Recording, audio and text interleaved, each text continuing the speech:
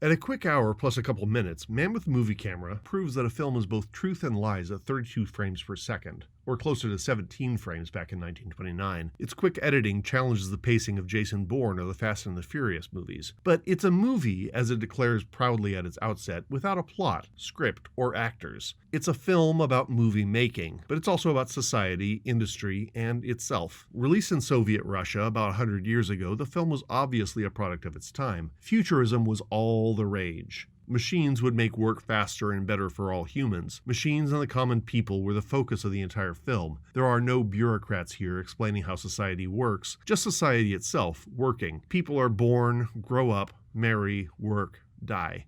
We see one day in the life of Moscow, Odessa, and Kiev with no plot or explanation. The three cities are thrown into a blender, and while obviously Russian and Ukrainian, the film reflects the life in London, New York, and any other city around the globe. Where Battleship Potemkin tried to spread Soviet values across the globe, Man with a Movie Camera catches global experiences and shares them just from a Russian perspective. Before it dives into life on Earth, the movie sets itself up as a movie. The cinema is empty. It expectantly awaits the arrival of an audience. Projectionists do their work, and later we're reminded not just of the cinematographer, but also the editor slaving away to make this all happen for us. Roger Ebert pointed out that Man with a Movie Camera averages 2.3 seconds per shot, the same as Michael Bay's Armageddon. At a time when movies had no idea what audiences could process, Dziega Vertov was pushing the limits. Jump cuts, some of them very clever, define this whole film.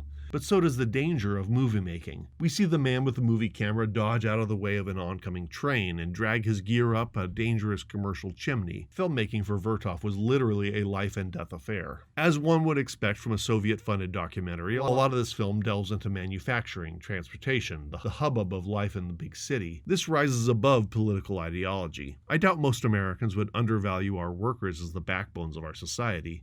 As heavy-handed as communist propaganda can get, anybody with a heart wants the Battleship Potemkin sailors to get ashore and feed themselves, and wants the baby on the steps to survive, which is why the Untouchables could co-opt those same images into a Law and Order story about prohibition, and nobody batted an eye. The same can be said for Man with a Movie Camera's celebration of Russian workers. But all work and no play, as they say, makes Jack a dull boy. So there's mud bathing, flirtation, marriage, childbirth, divorce, and sports. Lots of sports. The celebration of the human body here goes on for a long time. Earlier, we get the dressing of an attractive woman counterpoised with the first preparation of filming, and then unexpectedly with simple household phenomena. The woman blinks and we see shutters letting light in and out. The most basic technology seems to be echoing our biological functions. Man with a Movie Camera both demands and does not demand our close attention. The details woven into the film could be dissected for decades, but it can also be just enjoyed as a lengthy music video, and dozens of bands and composers have indulged in providing their own soundtrack for this prototype silent music video. Classical, jazz, turntablism. The universality of this weird little movie is, well, it's